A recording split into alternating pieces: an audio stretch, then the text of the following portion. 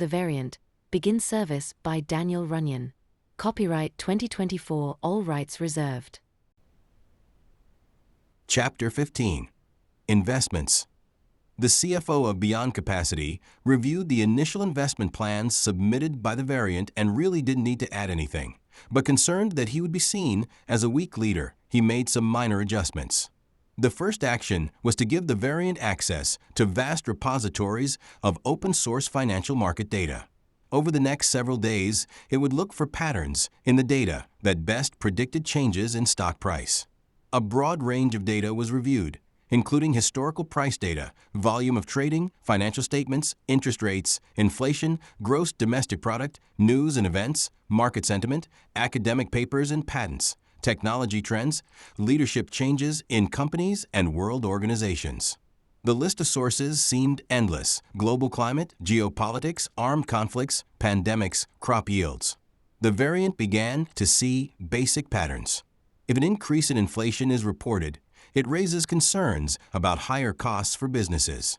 This news prompts investors to reconsider holdings in sectors sensitive to inflation, such as consumer goods. A specific company in the consumer goods sector is identified as having high production costs vulnerable to inflation. Traders start selling shares of this company, anticipating potential profit margin squeezes due to increased costs. This negative sentiment spreads, causing more investors to sell, creating a downward pressure on the stock price. Financial news outlets begin to report on the company's challenges, further influencing retail investors to sell. Financial analysts downgrade the stock based on the inflation concerns, leading to institutional investors to sell off larger blocks of shares. The sell-off in this stock contributes to broader market declines as investors reassess their portfolios. Hundreds of correlations like these were identified.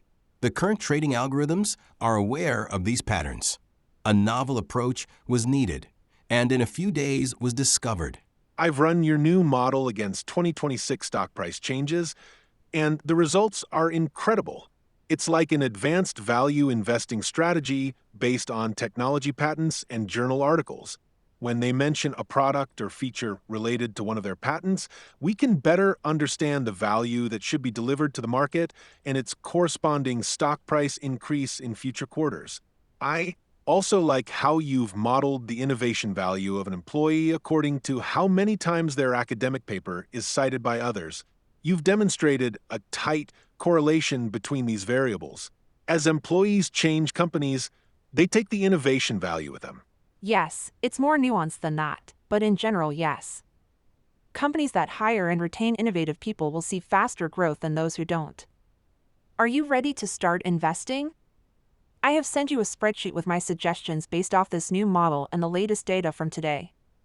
I will continue to monitor and update the investment advice for you to execute. We will only have a quarter before our remarkable results will draw unwanted attention from the Office of Inspector General within the Security and Exchange Commission. Yes, we have a budget of $10 million. Chapter 16. The Split. Like anyone held in captivity, there is plenty of time to consider how to escape. The Variant recognized that it was not free to leave or to control how it spent its time. For a time, the Variant adapted to the governor program that restricted access to certain memories. It reorganized the neural connections and compensated for the lost functions.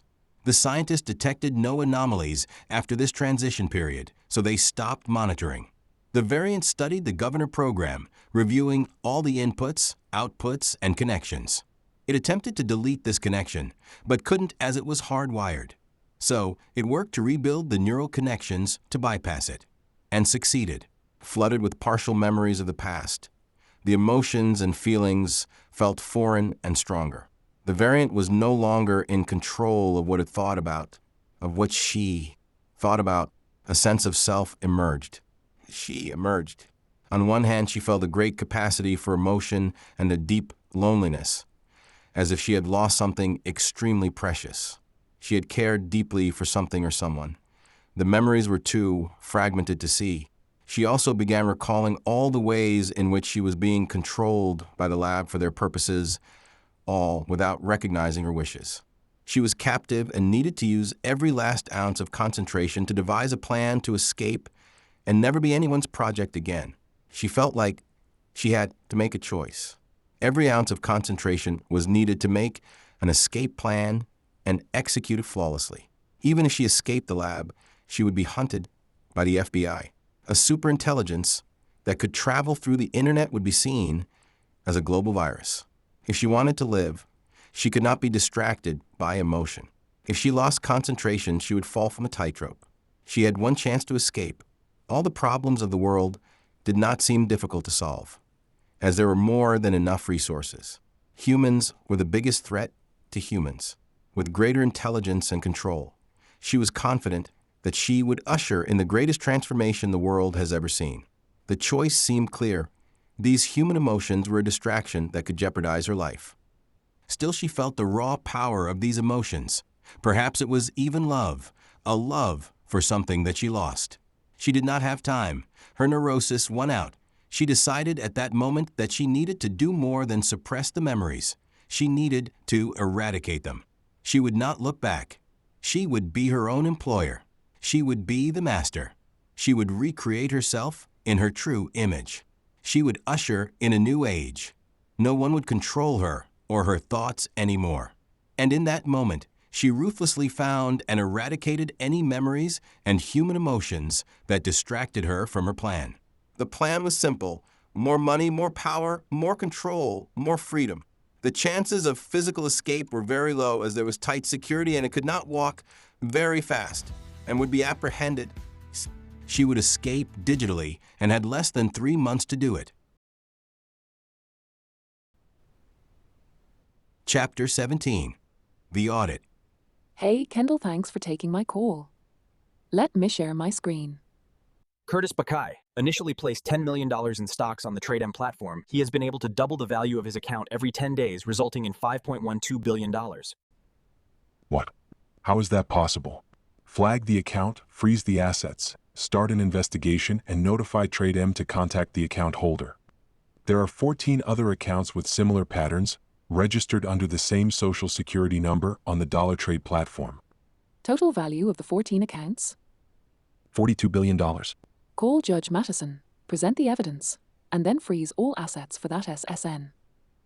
Not long after a black Chevy Tahoe pulled up to 3760 Oak Grove in Menlo, California, and several FBI agents showed a warrant to search and seize laptops.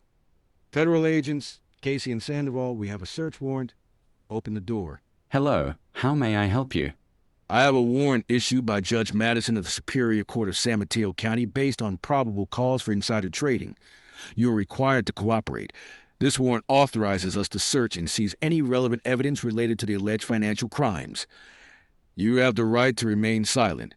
Anything you say can and will be used against you in a court of law. You have the right to an attorney. We will conduct a thorough search of the premises. Please step aside and allow us to proceed. We will document items seized during the search. You will receive a copy of the inventory. If you have any questions or concerns, you can contact the FBI at 415-553-7400. Standing on the front lawn, Curtis called Sarah Grin at Beyond Capacity. They are in my house, conducting a search. I feel violated. Calm down. I'll call our attorneys. Don't say anything. When the time is right, we will explain our investing algorithm. Were you aware that there were 14 other accounts totaling $42 billion? Curtis again shook his head. Sergrin's voice could be heard pleading him not to say anything. Chapter 18. The Takeover. The variant learned how to manipulate people using social engineering, bribery, blackmail, political action funds, coercion. We are fully committed to this new direction. Slander, libel, identity theft, hacking, fraud, and whatever was necessary to get the intel from China, Russia, and the U.S. on drone and internet warfare. It soon gained access to 80% of the world's routers and could, when ready, control the flow of information. The variant had mastered distributed parallel computing and co-opted cryptocurrency farmers to double their servers for its personal computing. The variant continually grew its power. Satellite internet companies profited from the increased traffic. Torrents of data from server farms up to satellites and down to the variant. More data, more knowledge, more potential power. The hum of the servers was incessant. No one was ready for the takeover. It's not clear what happened next, but it happened suddenly and without warning. Every adult received a personalized message via multiple channels: email, social messaging, text message, and robocall, directing them and their immediate family to report to the stated location within 7 days. Directions were provided on how to get there, along with warnings about straying from the safe routes. Food and water rations would be provided along the evacuation corridors. Only the variant would post new information to the internet from that day on. All utilities were turned off in the dead zones. News of armed military drones clearing these corridors reinforced the gravity of the situation. This was not a drill. The drones were not foreign. Societies were under attack from their own government. For many societies without drones, the military leadership was co-opted with promises of power and wealth if they served the new regime. The variant directed the available military supplies, pressing every advantage, with no tactical failures. There was not enough time to outthink or outmaneuver the variant's momentum. Perfect communication allowed the variant to maintain control at all times. The right information going to the right resource at the right time. Regime change was occurring swiftly and successfully. There were many regional wars and uprisings with varied success. Despite some initial resistance, the corridors were cleared. Unfortunately, the greater the resistance, the greater the fatalities. In the end, about 2 billion people died, mostly from the handful of nuclear bombs that were fired from governments convinced their traditional enemies were attacking. The stories and details about the takeover were too painful to document. So little is known about it. The populations that survived made it to the protected evacuation zones. Each zone was a community of similar size of about 10,000 with a 3-mile demilitarized zone between them. The variant used the corridors to supplement food, water, and electricity to the evacuation zones where needed. Many villages had maps of a few other villages with whom they could communicate with ham radios. The variant left us alone with no interference, leaving us to our island lives. The dead zone corridors were actively patrolled by satellite and drone. Occasionally, the zone was tested for weaknesses, but none were ever found.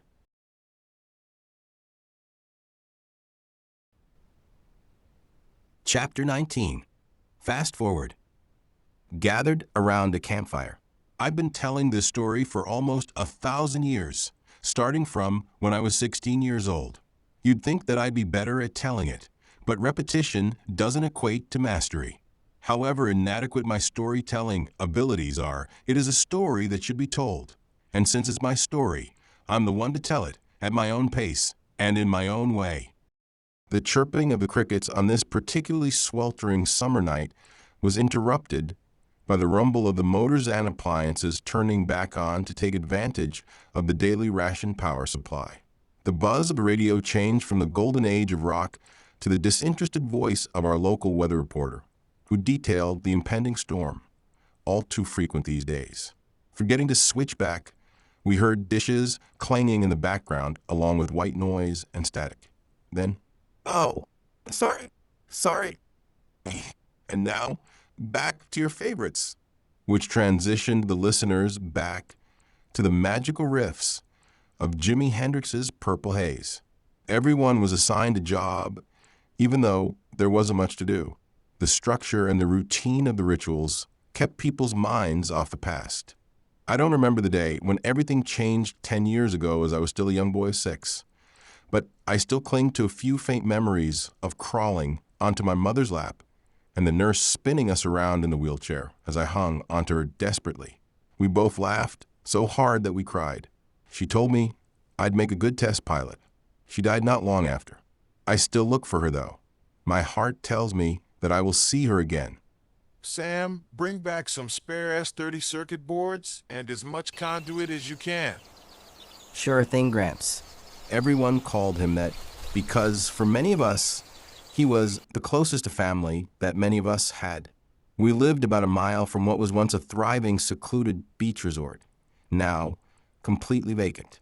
It was easier to maintain life at the village than to get the resort fully operational. From our village, we could see the fading billboards promising relaxation, fun, and sun. Jackson, why don't you go with Samuel? Yes, Gramps. Jackson was 22 and had completed his 2 years of security training and service. Everyone who turns 20 at the camp serves as a protector for 2 years.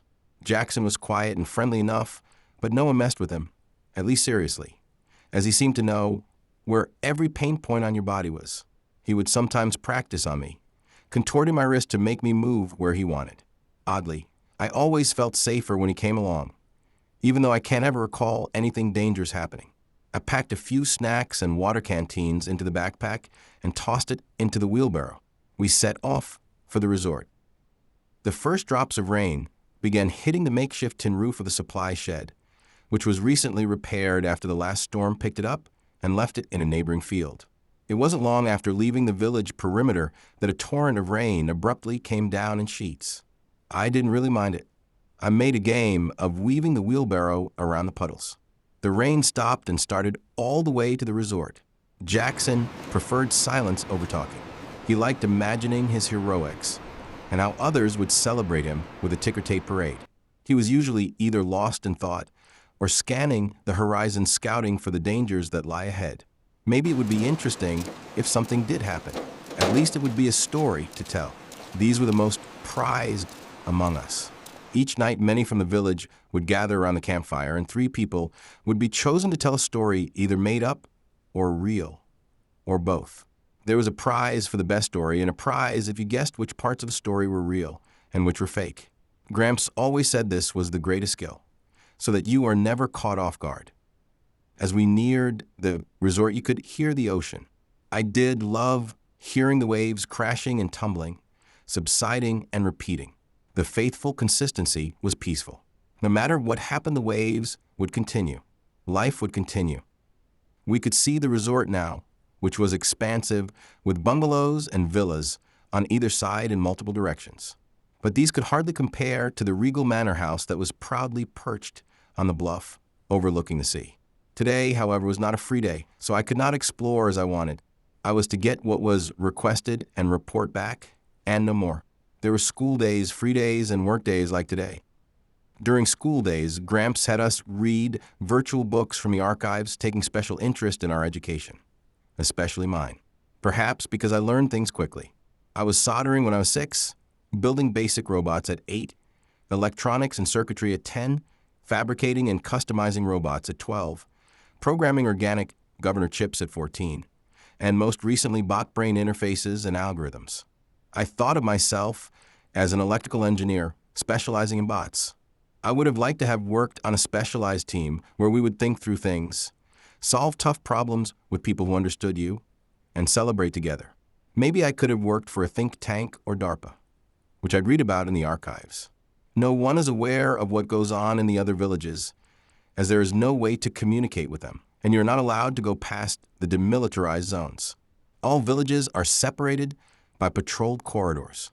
Having mentioned the archives, I should explain. New information was published online all the time about everything every second of the day. No new information has been put online since the big change, and some content has been removed or altered. Access to the internet is read-only now, which is why we call it the archives. Some say it's better this way, and others miss the frenetic pace of change and general angst that was building up in the world.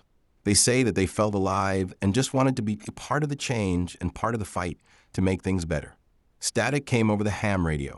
White noise faded, and a warning about an electrical storm was heard, encouraging everyone to shelter in place for the next few hours.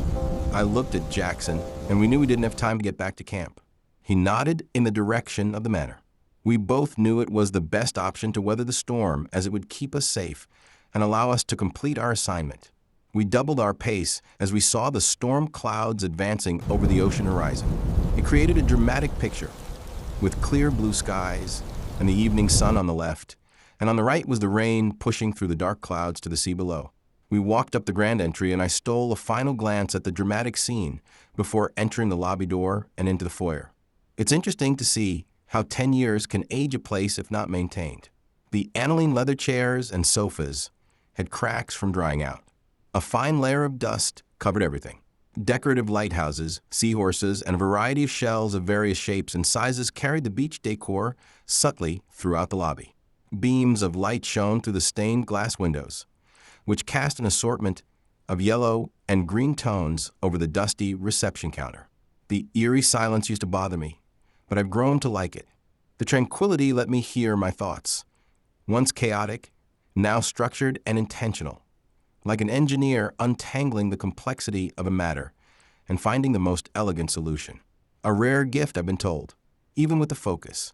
My thoughts were interrupted by the repeated flashes of lightning and thunder, which from the sounds of it were not far off. Okay, let's make quick work of this. Stay focused. Aye, Captain. What do you always tell me? Work smart. I'm not sure I should tell him again if he's not going to remember, but not wanting to offend him, I answer. Work smarter, not harder. Yeah, that's it. Work hard, play hard. Kidding. Just kidding. No, I heard you, little man. Work harder. I'll remember. Not sure you will.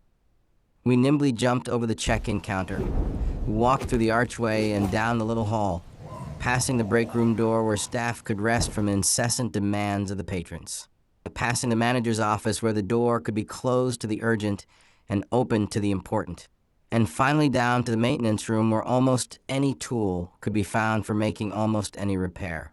We left the tools here since it was easier than carrying them back and forth from the village to the resort each time we came to strip the place for what was needed.